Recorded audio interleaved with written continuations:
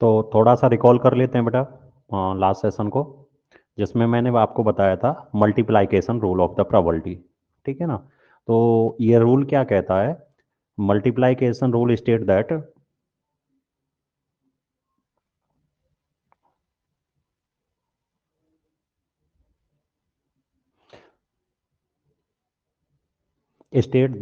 The probability that A and B occur, यानी कि ए और एंड बी यानी इंटरसेक्शन की जो प्रोबेबिलिटी होगी is equal to the probability, is equal to the probability that A occur, यानी कि ए के घटित होने की प्रोबेबिलिटी टाइम्स का मतलब मल्टीप्लाई हो गया, और कंडीशनल प्रोबेबिलिटी ऑफ बी, यानी कि बी की कंडीशनल प्रोबेबिलिटी जब आपकी ए इवेंट जो है वो पहले ही घटित हो चुकी हो, यानी कि इवेंट ए हैज ऑलरेडी ऑक्योर्ड। तो इसे किस तरीके से लिखा जाता है?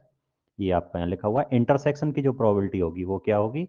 पी बी और बी घटित हो गई तब ए, या हम इसे ऐसे भी लिख सकते हैं जो नीचे भी लिखा हुआ है, P A intersection B is equal to P A, और जब ए घटित हो गया हो, ठीक है ना, तब बी की, यानी कि बी की, लेकिन व्हेन ए हैज ऑलरेडी ऑक्योर्ड। तो हम इन दोनों को इस तरीके से लिख सकते हैं। ठीक है ना।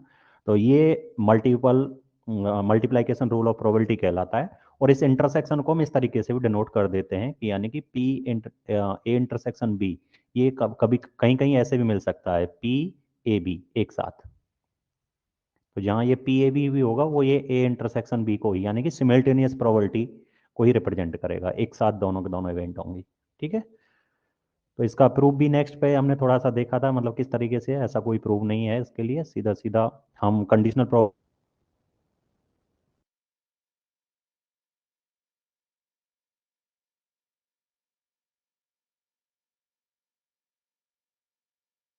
Divided by P B.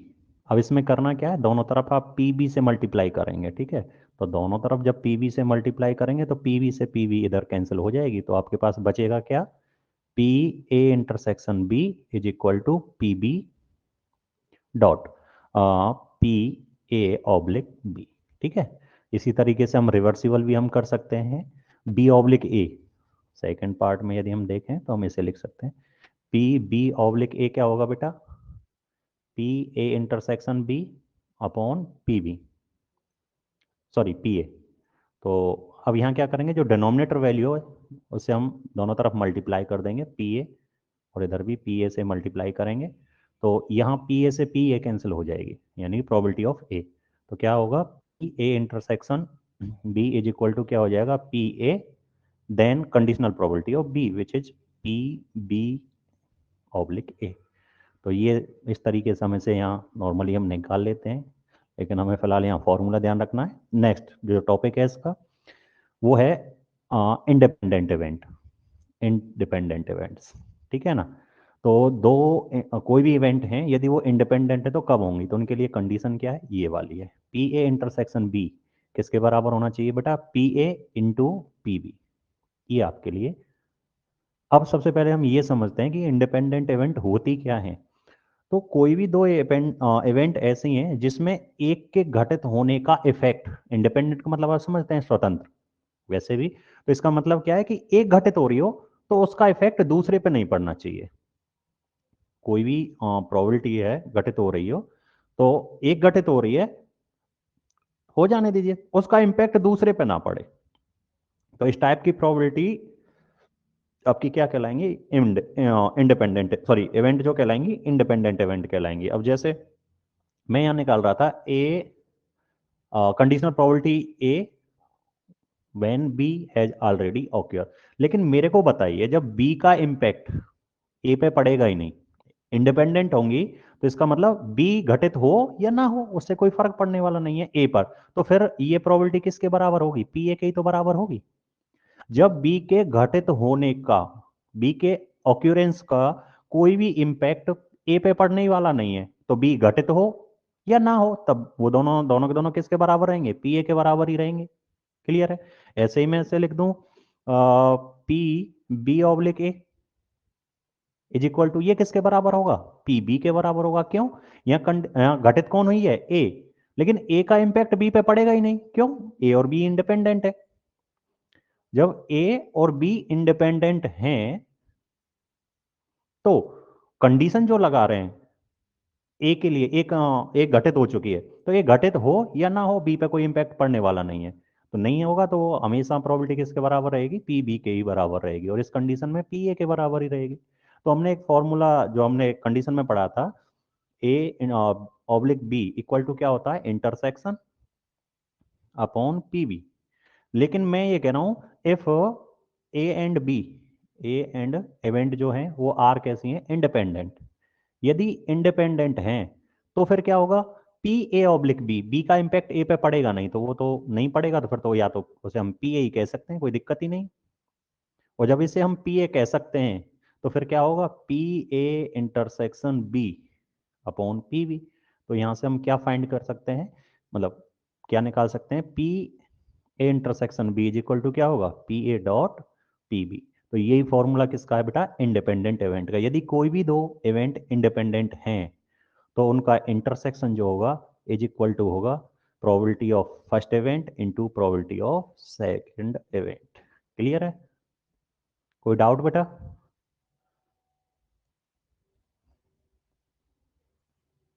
एक बार दोबारा से समझा दो यहाँ से, पी अपॉन प्रोबेबिलिटी ऑफ ये इज इक्वल ये टू वाले, पी ए, यहाँ प्रोबेबिलिटी ऑफ से ऊपर वाला सर। ये वाला yes. P A oblique B, independent event मतलब सीधा सा है कि इंडिपेंडेंट का मतलब समझ में नहीं आ रहा।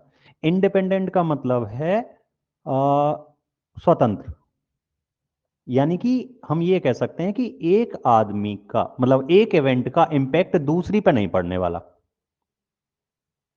एक इवेंट का इंपैक्ट दूसरी पे नहीं पड़ने वाला। जैसे चलिए हम देखते हैं, हमारे पास एक ताश की गड्डी होती है, 52 कार्ड्स। अब उसमें मैंने दो पत्ते निकाले, एक तो निकाला ब्लैक कार्ड और एक निकाला मैंने एस, ठीक है, या यूं कह लीजिए मैंने निकाला स्पेड कार्ड और मैंने निकाला क्या एस, एस कार्ड। तो कोई इंपैक्ट पड़ेगा क्या, नहीं पड़ने वाला है। No sir. हाँ, क्यों, क्योंकि एक हमने ब्लैक निकाल लिया, एक रेड निकाल लिया। तो यहां इस तरीके से हमें ये देखना है कि किसी एक इवेंट का दूसरे पे इंपैक्ट पड़ेगा या नहीं पड़ेगा। यदि एक का इंपैक्ट दूसरे पे पड़ रहा है तो इसका मतलब जो पहली वाली इवेंट है वो दूसरी पर डिपेंड है। कहने का मतलब यदि दूसरी घटित हो चुकी, दूसरी घटित हो गई तो ए में कुछ ना कुछ चेंज होगा जरूर। लेकिन जब डिपेंड ही नहीं है उस पर, यानी कि इंडिपेंडेंट है, ठीक है ना। तो ऐसा, चलिए मैं एक नॉर्मली फैमिली एग्जांपल देता हूं। हम जो स्टूडेंट हैं वो पेरेंट्स पर डिपेंड है। कल को मैं अपने को लेके एज ए स्टूडेंट बात कर रहा हूं, यदि मेरे पेरेंट्स के साथ कोई घटना होती है तो उसका इम्पैक्ट मेरे पे पड़ता है, रियली है। आप नॉर्मली जानते हैं इन चीज़ों को। कोई भी बैड मतलब घर में कोई भी हमारे साथ या किसी फैमिली में कुछ हो जाता है तो उनके जो बच्चे हैं उन पे इम्पैक्ट पड़ता है। क्यों, बच्चे डिपेंड हैं पेरेंट्स पे। लेकिन क्या अदर जो मतलब समाज है उस पर इतना इम्पैक्ट पड़ता है, मतलब किसी दूसरी फैमिली के बच्चे पे इम्पैक्ट पड़ेगा? मान के चलिए आज मेरे नहीं कहना चाहिए लेकिन मेरे पेरेंट्स नहीं है आज, मान के चलिए, तो उसका इम्पैक्ट आज तक थे, आज मेरे पिताजी किसी एक्सीडेंट में नहीं रहे, ये मान के चलिए, तो क्या हुआ, मेरे पे इम्पैक्ट पड़ेगा। अब मेरे पड़ोसी रहने वाले हैं उन पे क्या इम्पैक्ट पड़ेगा, वो तो स्वतंत्र है ना, इंडिपेंडेंट है। तो मेरा पिताजी रहे या ना रहे, पड़ोसी पे क्या जाने क्या इम्पैक्ट पड़ने वाला है भाई, इम्पैक्ट तो मेरे मेरे पे ही पड़ेगा, नहीं पड़ेगा। तो इसी तरीके से दो इवेंट हैं, यदि एक का इम्पैक्ट इम्पैक्ट दूसरे पे पड़ ही नहीं रहा है तो वो इंडिपेंडेंट है, ठीक है ना। अब ये समझ रहे हैं कि पी ए इंटरसेक्शन बी को, ये वाले टर्म को हम ये क्यों लिख रहे हैं, इंडिपेंडेंट है। तो मान के चलिए कि जब मेरे पिताजी नहीं है आज की डेट में, तो खाने पीने का जो इम्पैक्ट पड़ेगा, ठीक है ना, वो मेरे पे पड़ेगा, ठीक है। लेकिन मान के चलिए कि बी इवेंट है और बी में पेरेंट और इंडिपेंडेंट है ए और बी, तो ये ए को बी को डिनोट कर रहा हूं मैं, और ये ए है कोई दूसरी फैमिली का बच्चा। तो मेरे फैमिली में कोई इम्पैक्ट मतलब कोई घटना हुई है, घटित हुई है, तो दूसरे फैमिली पे, मतलब दूसरा जो अदर पेरेंट्स होगा या उनके बच्चे होंगे, उन पर कोई इम्पैक्ट नहीं पड़ेगा। इम्पैक्ट करने का मतलब मैं यहाँ एक ये लगा लीजिए कि जैसे कि एक आर्थिक स्थिति से लेके चलते हैं, बिगड़ेगी मेरे घर की आर्थिक स्थिति, बिगड़ेगी पड़ोसी की थोड़ी बिगड़ जाएगी। तो इसके घर में यदि कुछ हो गया तो इसकी थोड़ी बिगड़ेगी यदि इंडिपेंडेंट हो। यदि डिपेंडेंट होता, यदि दूसरा परिवार भी मेरे ही पिताजी पर डिपेंडेंट होता, तो मैं कह देता कि हाँ भाई उस पर भी इम्पैक्ट जाएगा। लेकिन जब दूसरा परिवार मेरे फैमिली पर डिपेंड ही नहीं है, तो मेरे फैमिली में कितना भी आए और कितना भी जाए उस पर कोई इम्पैक्ट पड़ेगा ही नहीं। तो इसका मतलब वो किसके बराबर होगी फिर? पी ए के ही बराबर रहेगी। उसका तो खाना तब भी चलता रहेगा भाई, मेरे घर में कोई रहे या ना रहे, ठीक है ना। तो पड़ोसी का तो खाना तब भी चलता रहेगा ना। पड़ोसी का मतलब अदर फैमिली से रिलेटेड है मेरा कहने का मतलब। बात समझ में आ रही है बेटा? Yes sir, okay. ये मान के चलिए कि ए और बी दो फैमिली हैं। अब बी, यदि ये दोनों स्वतंत्र हैं, आजाद हैं, तो यदि इसमें कोई घट इम्पैक्ट ए बी में कोई घटना घटित हो जाती है, तो इनकी आय पर कोई प्रभाव ए पे नहीं पड़ेगा, ए की इनकम पर या ए के रेंशन पर कोई इम्पैक्ट नहीं पड़ेगा यदि वो इंडिपेंडेंट है। यदि डिपेंडेंट होता तो बिल्कुल है कि बी में यदि कुछ घटना हो रही है, बी में इनकम बंद हो गई, तो ए का खाने पे या उनके इंटरटेनमेंट पे इम्पैक्ट पड़ेगा। बात समझ में आई अब तो? Yes sir. अब मेरे में यदि, अब मैं इसकी प्रोबेबिलिटी निकाल रहा हूं ए की। अब मेरे ये स्वतंत्र से, तो मेरे में चाहे कितना भी आए चाहे नहीं आए, इसकी प्रोबेबिलिटी तो उतनी ही रहेगी। यानी कि कंडीशन आप ए की बी के साथ लगाओ या मत लगाओ, वो तो फिर ए के ही बराबर रहने वाली है। ठीक है, तो इसी तरीके से यहाँ ये वाली ए के बराबर ही रहेगी, और बी वाली यहाँ भी ये बी के बराबर रहेगी, क्योंकि इसका कोई इंपैक्ट नहीं पड़ने वाला है। क्लियर है बेटा? आशा करता हूँ कि शायद क्लियर हो चुका होगा। अब नॉर्मली ये फैमिली कनेक्ट कर लीजिए, आपको पता चल जाएगा कि हाँ ये होता भी है या नहीं है। ठीक है, तो चलते हैं, अब नेक्स्ट चलते हैं। अब एक क्वेश्चन स्टार्ट करते हैं इस एक्सरसाइज के जो भी हैं। फर्स्ट क्वेश्चन आपकी स्क्रीन पर ये रहा।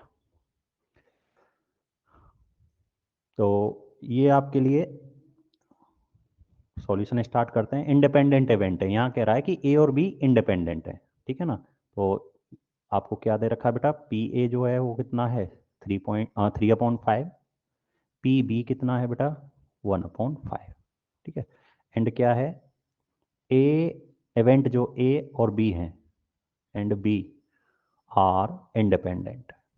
ठीक है, जब इंडिपेंडेंट इवेंट हैं तो कंडीशन अभी मैंने फॉर्मूला बताया था, क्या होता है कि जो इंटरसेक्शन होता है बेटा, इंटरसेक्शन वो किसके बराबर होता है? P A dot P B के। क्लियर है? तो यहाँ ये इंटरसेक्शन ही है, यहाँ जो ऊपर नहीं लिखा हुआ है ये इंटरसेक्शन ही है। 1 मिनट इसमें, ये यहाँ ऊपर ए इंटरसेक्शन बी निकालना है आपको इस जगह। ठीक है, तो अब लगा दीजिए सीधा सीधा, यानी कि क्या होगा? पी ए कितना है बेटा? 3/5, और ये कितना है? 1/5। तो आपका आंसर फाइनली कितना होगा? 3/15।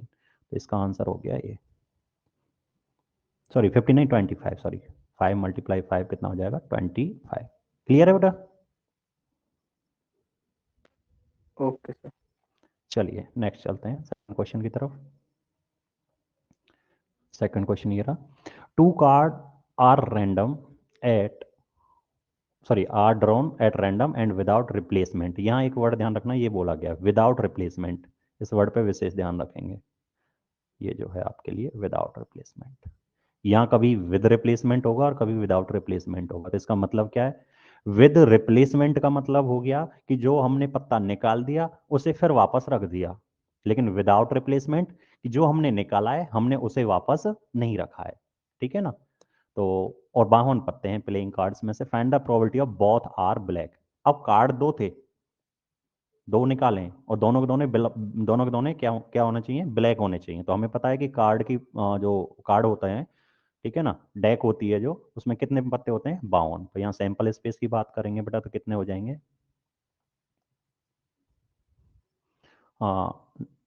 एन एस सैंपल स्पेस, यही कह सकते हैं कि there are 52 card in a deck. ठीक है ना, तो ये कितना हो जाएगा? 52 सैंपल स्पेस की यदि हम बात करेंगे। अच्छा जी, अब 2 कार्ड निकाले जा रहे हैं, दोनों के दोनों ब्लैक हैं, तो मैं, और क्या है, 2 बार में निकलेंगे, ये भी ध्यान रखना, एट रैंडम विदाउट रिप्लेसमेंट, यानी कि एक निकाला और जो निकाल लिया है वो विदाउट रिप्लेस, उसे दोबारा नहीं रखा गया है, और दोबारा नहीं रखा गया फिर दोबारा निकाला है। तो मैं क्या कर रहा हूँ, मैंने मान लिया कि एक इवेंट ए है, इवेंट क्या है, ए, ठीक है। एक मिनट, ये रिक्वेस्ट आ रही है अभी भी किसी ना किसी की, वेट करिएगा, ठीक है, ठीक है। तो इवेंट ए क्या है, getting a black card in first draw, getting a black card, black card in first draw, पहली बार में, तो ठीक है। और बी क्या है, गेटिंग ए ब्लैक कार्ड, क्योंकि दोनों के दोनों ब्लैक चाहिए, तो getting a black card in second draw, ये दूसरी बार में निकाला गया है, ठीक है।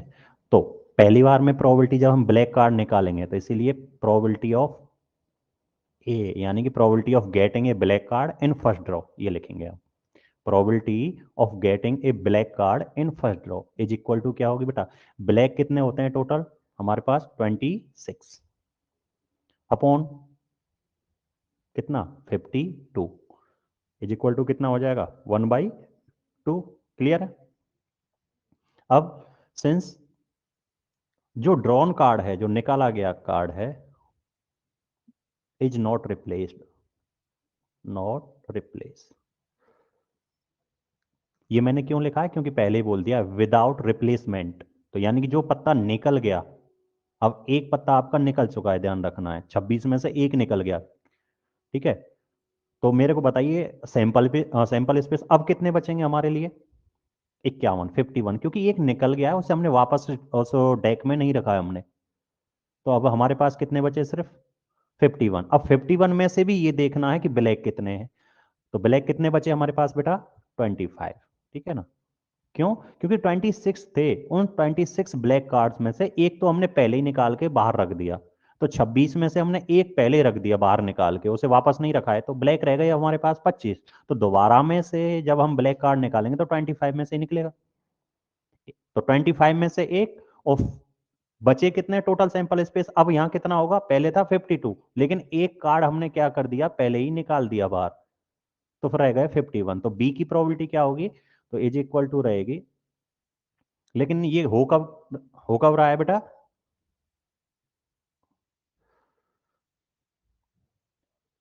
नाउ प्रोबेबिलिटी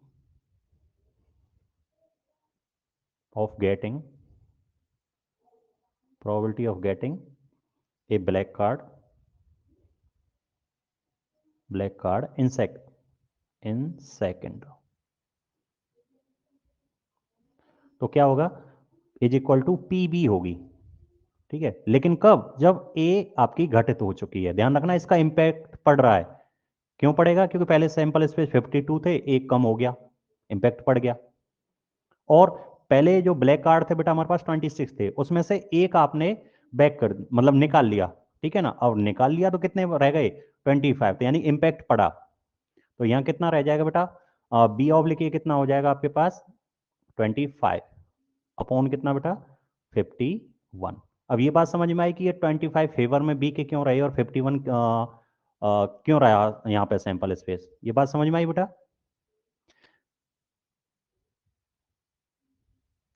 समझ में आई नहीं आई, कोई डाउट बेटा इधर,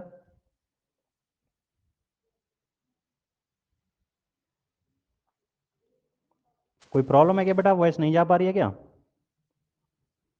सर। अच्छा।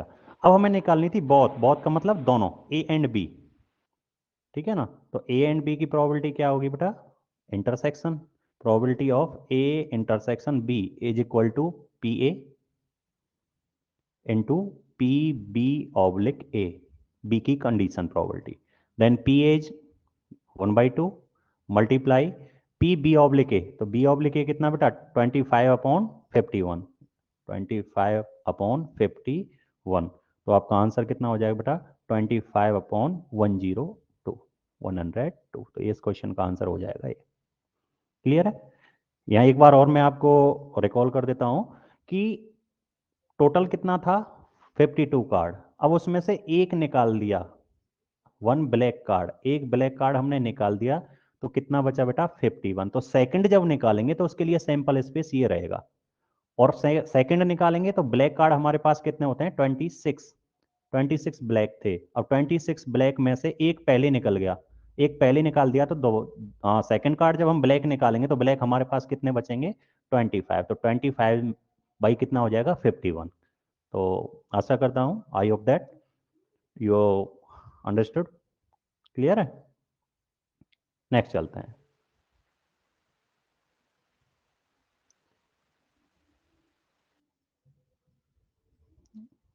एक मिनट बेटा, किसी की प्रॉब्लम हो रही है शायद। सर इसका सॉल्यूशन करो,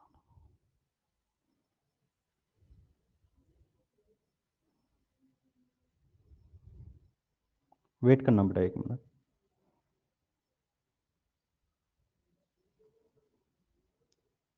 चलते हैं बेटा नेक्स्ट क्वेश्चन की तरफ।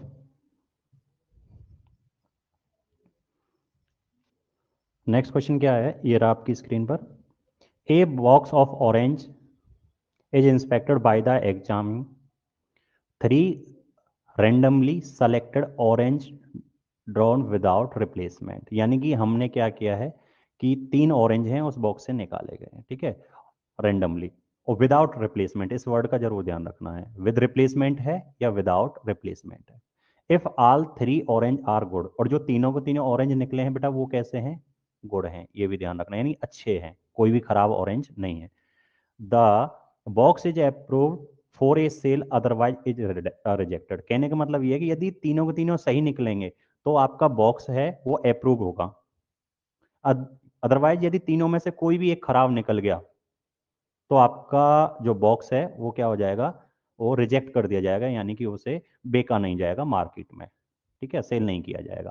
Find the probability that box containing 15 orange out of 15 orange है, ध्यान रखना, out of 12 are good and 3 are bad, यानी टोटल 15 है, उसमें से 12 तो जो हैं वो आपके बेटा अच्छे हैं, गुड हैं, और 13 उसमें क्या है बैड हैं, तो 1 will be approved for sale, ठीक है। तो इसका मतलब क्या है कि वो जो बॉक्स है वो आपका सेल हो जाएगा। तो इसका मतलब क्या है, वो सेल तभी होगा जब तीनों बार अच्छे आपके क्या निकलने चाहिए, ऑरेंज निकलने चाहिए। यदि तीनों बार ऑरेंज अच्छे निकले तो ठीक है, अदरवाइज नहीं निकला एक भी बार, तीन में से कोई किसी भी टाइम, या तो फर्स्ट टाइम या सेकंड टाइम या थर्ड टाइम, तीनों टाइम में से यदि एक भी बार आपका बैड ऑरेंज आपके हाथ में आ गया, निकाला पेटी से, बॉक्स से, तो वो ध्यान रखना फिर वो रिजेक्ट हो जाएगा, वो मार्केट में सेल नहीं किया जाएगा, उस बॉक्स को अप्रूव नहीं किया जाएगा, ठीक है।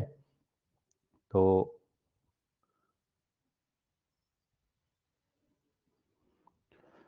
स्टार्ट करते हैं क्वेश्चन को।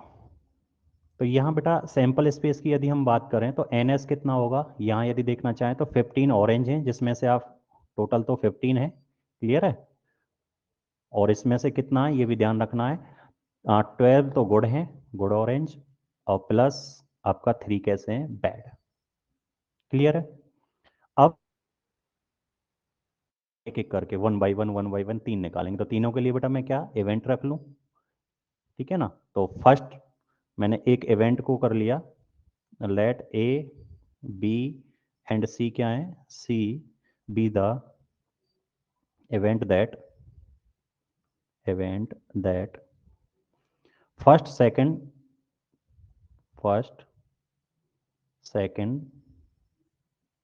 and third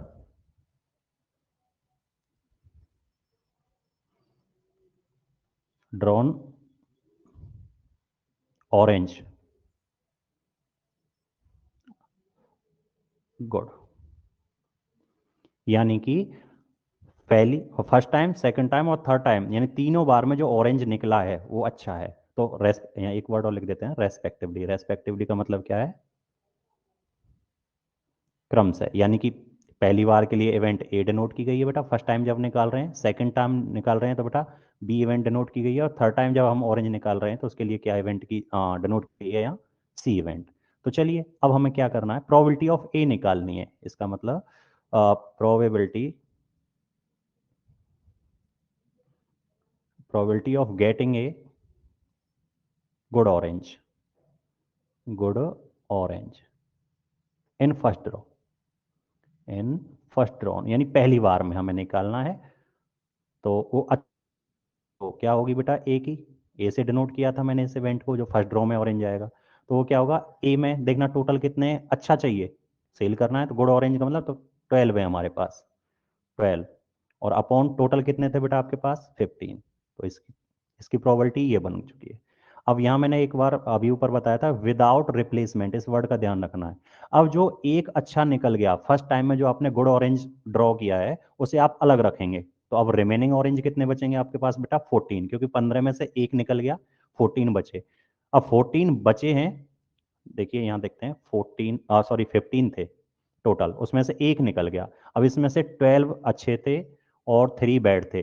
अब 12 में से क्योंकि एक अच्छा निकला है, तो अब आपके पास गुड ऑरेंज कितने बचेंगे, ओनली जो अच्छे होंगे 11 बचेंगे, और जो टोटल जो बचेंगे कितने बचेंगे बेटा 14। ठीक है, तो सेकंड टाइम में भी आपको गुड चाहिए, तो गुड चाहिए तो कितने में से चाहिए, 11 से मेरे को चाहिएगा। तो probability of B, sorry probability of getting a good orange in second row, ठीक है ना। नाउ लिखेंगे जो आपका ड्रॉन कार्ड है, ड्रॉन कार्ड, सॉरी कार्ड नहीं है इधर, सॉरी ऑरेंज है, 1 मिनट।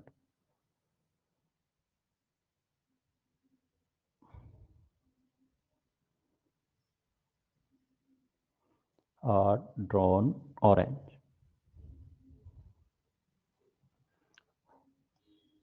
इज नॉट रिप्लेस, यानी कि जो निकाला गया ऑरेंज था उसे रिप्लेस यानी वापस नहीं रखा गया है। जब वापस नहीं रखा गया है देन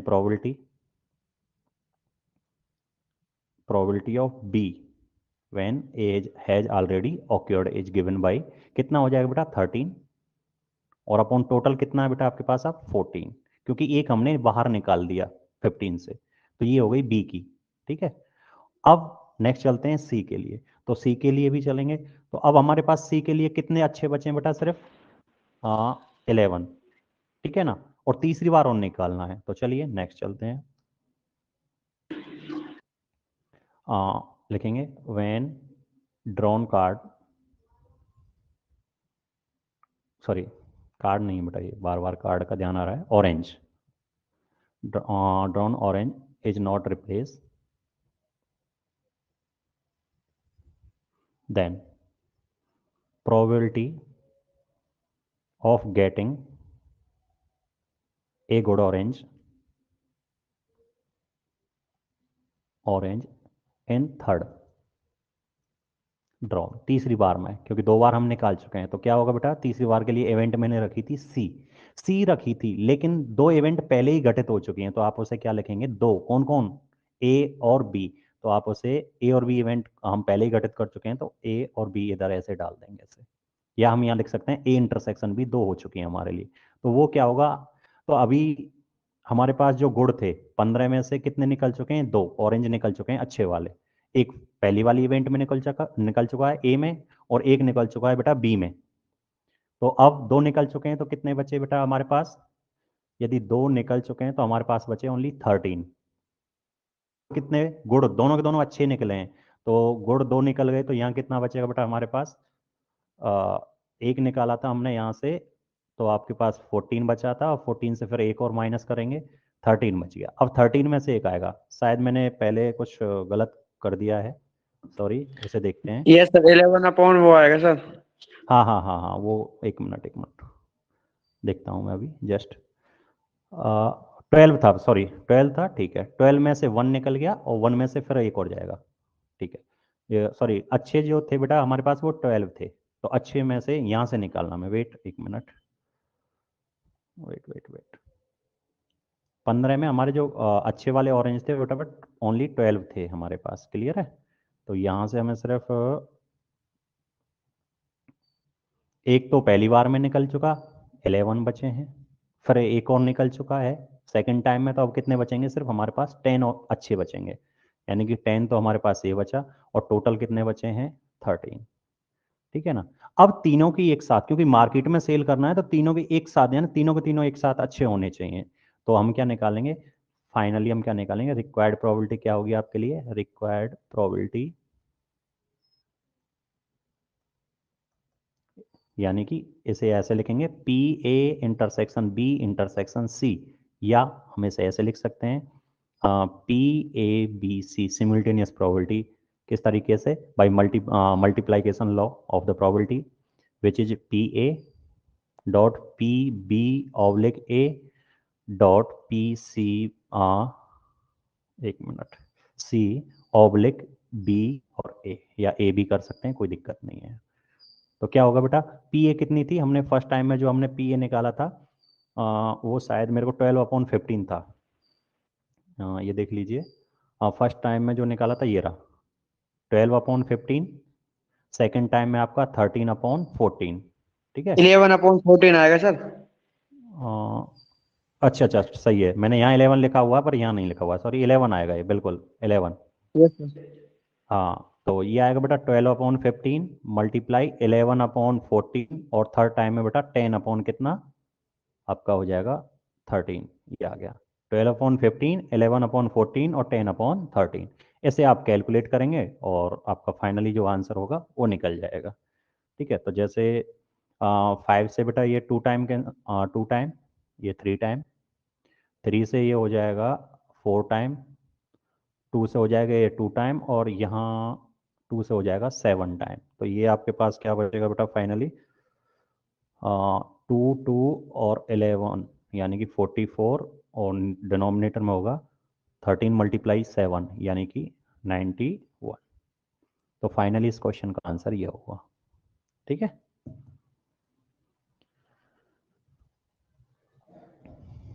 चलें बेटा नेक्स्ट। ओहो सॉरी बेटा, टाइम ओवर हो चुका है, क्लियर है। Yes sir. हाँ तो केमिस्ट्री की क्लास के लिए आप प्लीज़ अटेंड करें। हाँ मैं मीटिंग को एंड कर रहा हूँ फिलहाल। Okay sir.